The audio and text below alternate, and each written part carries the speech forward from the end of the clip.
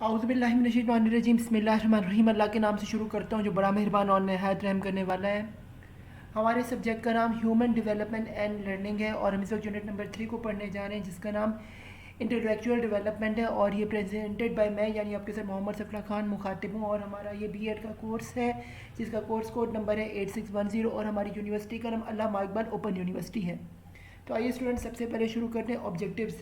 इसके नंबर 1 क्या है? Discuss intelligence and how it is it मैयर। इंटेलिजेंस क्या है और वो कैसे मैयर होती है हम देखेंगे।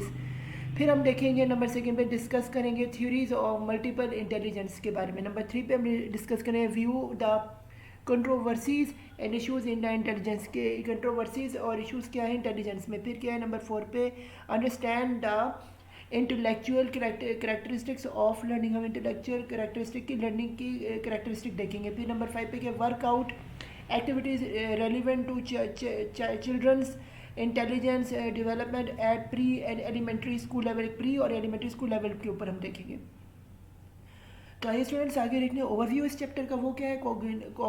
Cognition is the study of through process और activities of human mind which lead to the acquisition of new knowledge and skills. जो यानी कि जो कॉग्निशन है ये किस चीज़ की स्टडी, एक प्रोसेस की जो एक्टिविटीज़ है ह्यूमन की माइंड को पढ़ने की और उसकी लीड करने की, उसको एक्वायर करने, इसके नॉलेज को और उसके स्किल्स को बढ़ाने की। आगे के it includes all types of mental process such as attending, thinking, visualization, imaging, creating and problem solving to name a few. यानी कि जो है ये क्या किस चीज़ में हेल्प करते हैं? विजन में हेल्प करते हैं, थिंकिंग में करते हैं, इमेजिनेशन में हेल्प करते हैं, क्रिएटिंग में करते हैं, प्रॉब्लम सॉल्विंग में करते हैं और इसी तरह की चीज़ों में करता है और नेम करते हैं किसी के लेने में। आगे के human cognition is an extensively large area of study which includes any array of topics such as memory, attention, social cognition, reasoning and problem solving। यानी कि ह्यूमन कॉग्निशन में जो होता है ये स्टडी किस चीज़ की टॉपिक्स के, मेमोरी की, अटेंशन की, सोशल कॉग्निशन की, रीजनिंग की और प्रॉब्लम सॉल्विंग के ऊपर होती है, यानी प्रॉब्लम सॉल्व। आगे है जी definition of intelligence। ये क्या है? The term intelligence has been described differently by different experts with little agreement over the factors or dimensions comprises its structure।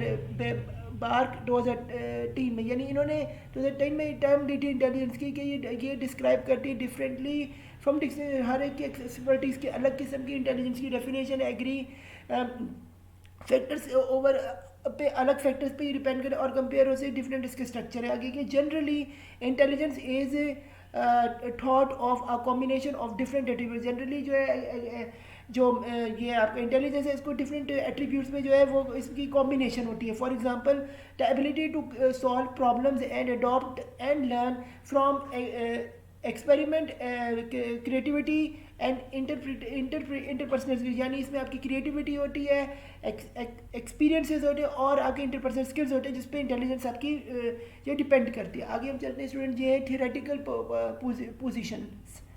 ये क्या है? There is a continuous debate among psychologists about whether intelligence is composed of single capital और number of specific capital। ये बहुत ज़्यादा intellectuals के दरमियान, philosophy, psychologist के दरमियान ये बातचीत इसकी वही है कि वो कंपेयर करते हैं स्पेसिफिक को और सिंगल की किसी सिंगल आदमी की कैपेबिलिटी के से। फिर स्पेरमैन suggest that there is a general ability of intelligence which is responsible for individuals overall success in different tasks। यानी कि स्पेयरमैन ने कहा कि सुजेस्ट किया था कि जनरल एबिलिटीज़ जो होती है ये रिस्पॉन्सिबल होते हैं इंडिविजुअल से ओवरऑल सक्सेस होता है डिफरेंट टास्क से के मुताबिक। आगे क्या है? Triarchic theory of intelligence. ये क्या है जी? In contrast to the view that intelligence is compose of a single or a small number. यानी कि सिंगल नंबर या स्मॉल नंबर पे इसकी इंटेलिजेंस जो है वो कंपेयर होती है। उसमें क्या है?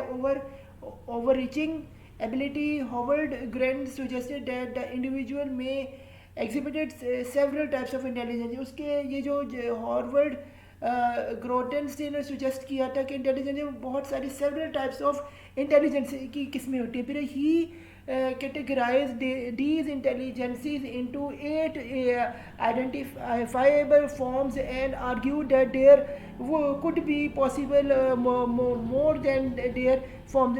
तो उन्होंने कहा कि यहाँ पे इसकी डिफरेंट कैटेगरीज हैं और वो 8 किस्म की कैटेगरीज हैं जो उन्होंने फॉर्म किए और हर एक की अपनी नोयत होती है आगे कि his list of intelligence include following क्या कहता है वो logical mathematical logistic, spectral, muscular, bodily, kinesthetic, interpersonal and न्यूट्रलिस्टिक होते हैं.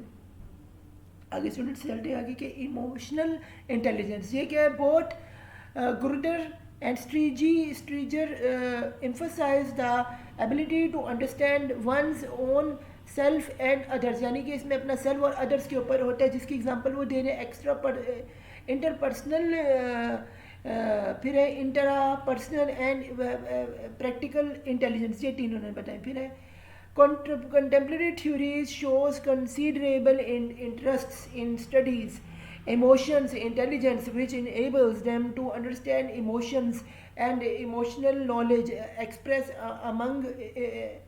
express emotions appropriate monitor their own and other emotions and feelings and allow emotions to guide their thinking and action. यानी कि उसकी अगर thinking होती है और उसकी action भी जो होती है उसमें depend करती है. However they are critical for broadening the concept of intelligence without adopting repeat basic events. यानी इसमें basic events जो है वो repeat भी होते हैं, उनके रिपीट के बिना. आगे के इश्यूज एंड कंट्रोवर्सीज. इश्यूज और कंट्रोवर्सीज इसके साथ क्या है वो कि this view is known as N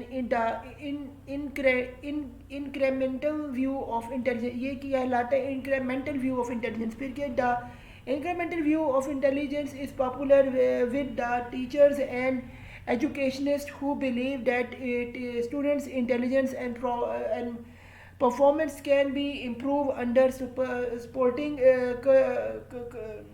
curriculums, circumstances. यानी डिफरेंट सर्कमस्टेंस पे ये जो है आपकी डिफरेंट होती है. टीचर्स और एजुकेटर्स ये बिलीव करते हैं स्टूडेंट्स के बारे में, अब डिपेंड ऑन देयर परफॉर्मेंस पे. फिर स्टूडेंट्स हमारे पास आता है मेजरमेंट ऑफ इंटेलिजेंस. ये क्या? A number of standardize test have been use to measure intelligence. बहुत सारे स्टैंडर्डाइज टेस्ट हुए टू मेजर इंटेलिजेंस. फिर क्या इसमें? Although these test give information about rather narrow range of an intellectual capability, they are popular with psychologist and educators because they provide a reasonable fair picture of future success. यानी कि future के success के हिसाब से reasonable जो है कि आपको जो है साइकोलॉजी के एजुकेशन से आपको एक स्ट्रक्चर जो है बयान करते हैं. आगे क्या? Generally intelligence teachers have been divided into boards categories including the individual and group intelligence. यानी कि ये दो ब्रॉडर चीज़ों में डिवाइड, एक इंडिविजुअल में और एक ग्रुप इंटेलिजेंस टेस्ट में.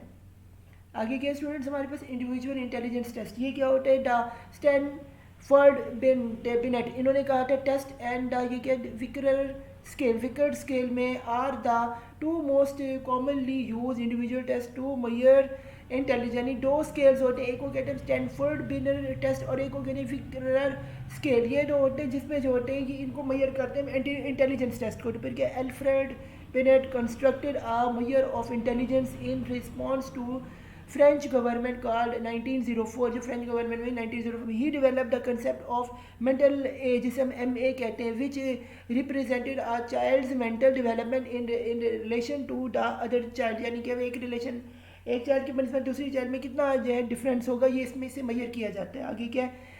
His test consist of 30 items to assess mental process and behaviour. इससे क्या? 30 आइटम्स को हम को पिक करते हैं जिससे मेजर करते हैं प्रोसेस को उसके और उसके बिहेवियर्स के दरमियान. आगे क्या? Group intelligence test. ये क्या? Great a rather quick and cost effective way of measuring students intelligence is to consider the test in a group का एक बेहतरीन तरीका है स्टूडेंट्स की इंटेलिजेंस को कि उनसे ग्रुप में उसकी परफॉर्मेंस को देखा जाए. This help to reduce the related expenses and save time. ये related expensive और save time भी आपका करता है, आपके एक्सपेंसिव भी कम लगते हैं इस एक्सपेरिमेंट में. फिर there are tests that are specifically designed for a purpose. For example, the Lorentz Torrentic, यानी कि जैसे कि ये इसकी एक एग्जांपल दी. आगे क्या है, इंटेलिजेंस टेस्ट एंड ऑस्टिन Lennon school ability test OLSAT, यानी ये जो चीज़ है ये भी टेस्ट लिया जाए. इससे भी क्या इंटेलिजेंस आपकी टेस्ट होती है स्टूडेंट्स की.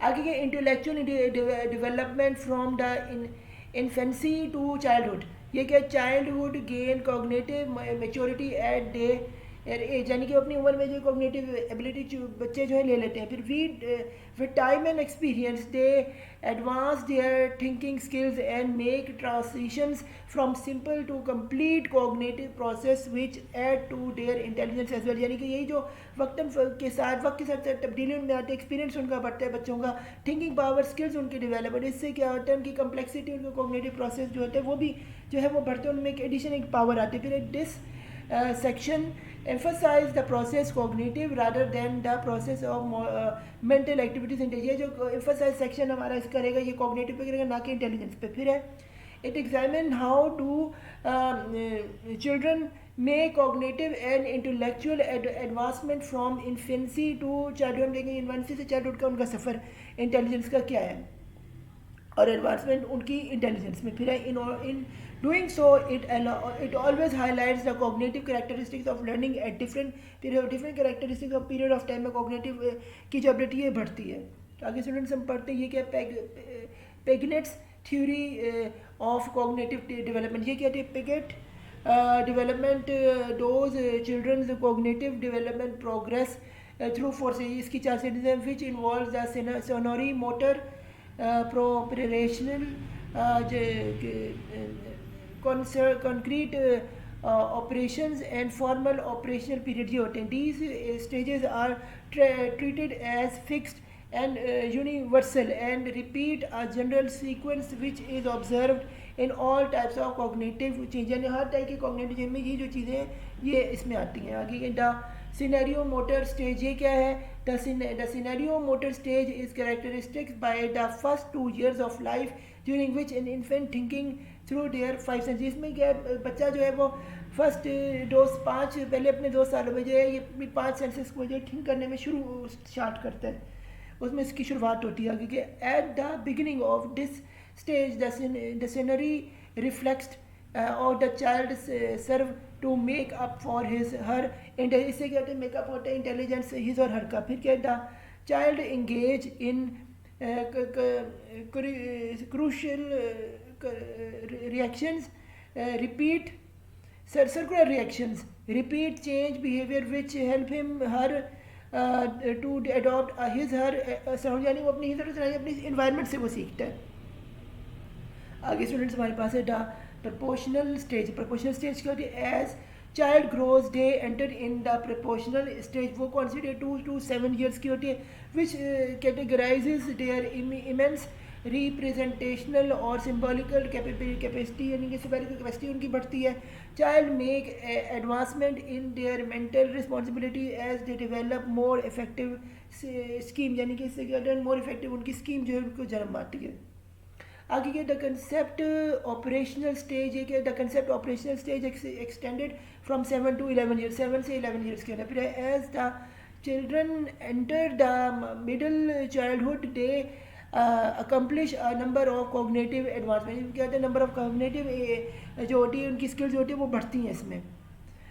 द फॉर्मल ऑपरेशनल स्टेजेस ये कब होती है, child develop the capital for abstract and systematic thinking about 11 years of age, यानी 11 साल की उम्र में ये जो स्किल इंसान के अंदर बढ़ती है एब्स्ट्रैक्ट की एंड सिस्टमेटिक थिंकिंग. इसमें क्या होता है, Piaget refer to the stage of age formal operation. इसे कहते हैं फॉर्मल ऑपरेशन स्टेज का नाम दे रहा है. Which the child can perform operate with the real object at the concerned operational stage. They are now read to perform mental abstract operation with any concrete thing or any यानी किसी concrete thing पे और इसके operational stage के ऊपर ये depend करते हैं कि परफॉर्मेंस की मेंटलिटी का किस तरह से वो यूज़ करते हैं इसको ऑपरेशनली. फिर है the main feature of this stage include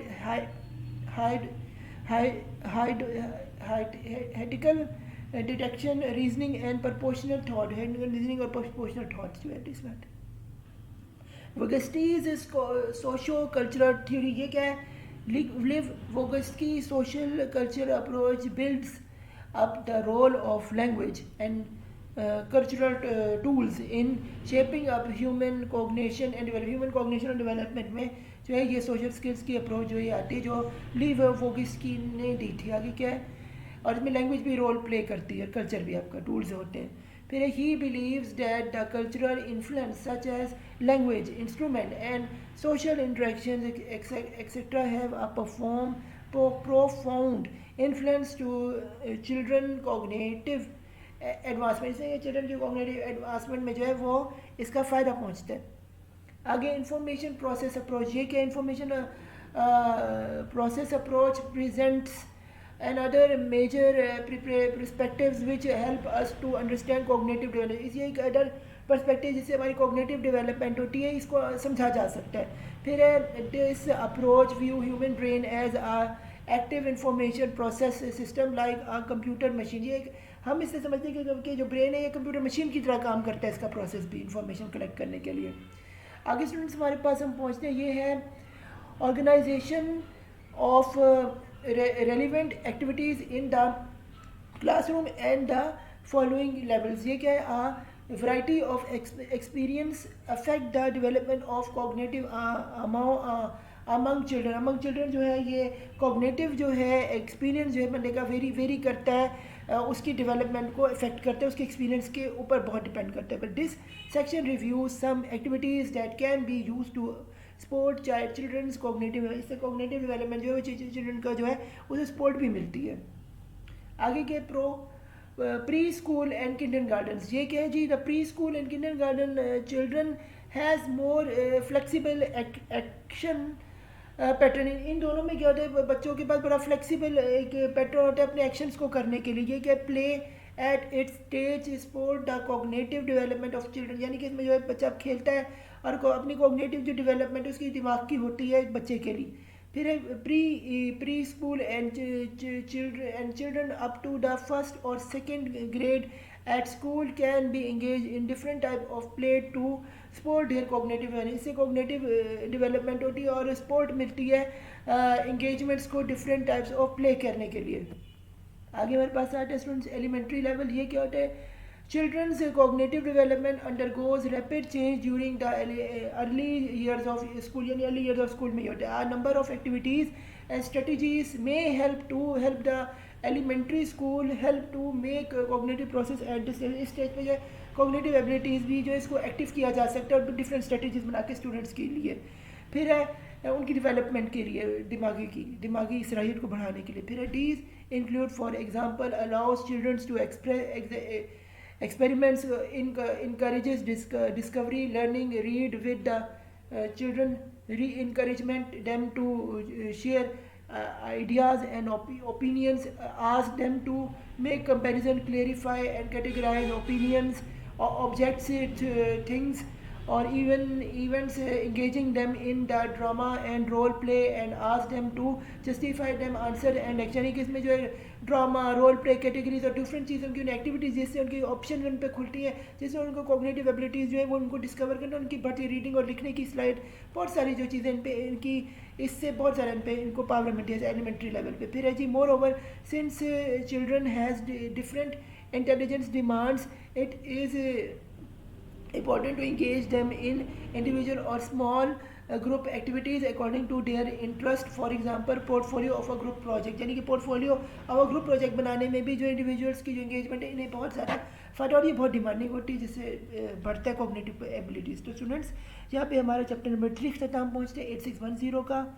और तो अल्लाह हाफ़िज़ में फ़ी अमानिल्लाह. मुझे अपनी दुआ में याद रखिएगा और मेरे स्पोर्ट चैनल को करने ताकि मैं इस तरह की और भी आपके लिए एजुकेशनल वीडियोज़ बनाता रहूँ. एजुकेशन अल्लाह हाफिज़।